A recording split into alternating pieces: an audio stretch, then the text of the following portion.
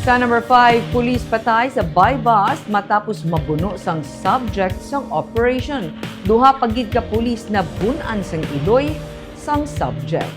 Nabun-an sa makapila ka beses kag napatay si Police Master Sergeant Davy Karampatana, isa ka intelligence operative matapos nga nagbato ang subject sa ginpatigayon nga bypass sa sitio Talaptap, Barangay Talaptap, sa Banwas ng La Castellana, Lunes ng gabi.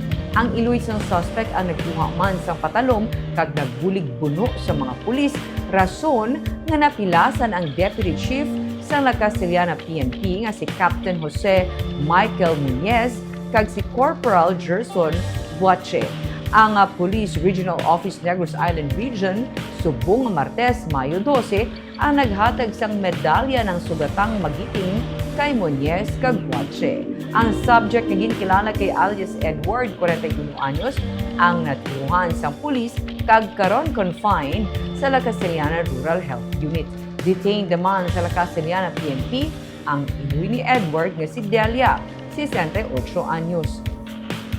Na-recover sa bypass ang suspected shabu nga nagabalor 47,600 pesos, drugs paraphernalia, kag ang mga kutsilyo nga gingamit sang mag-iloy sa pagbuno sa mga operatiba.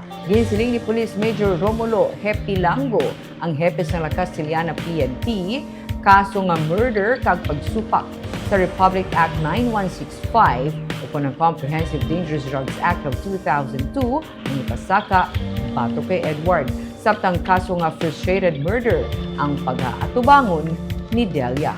Suno kay Hepilango, si Edward ang ginatudlo suspect sa pila ka mga kaso nga robbery, gun for hire activities, kag nagasupply sang droga sa 4th kag 5th District.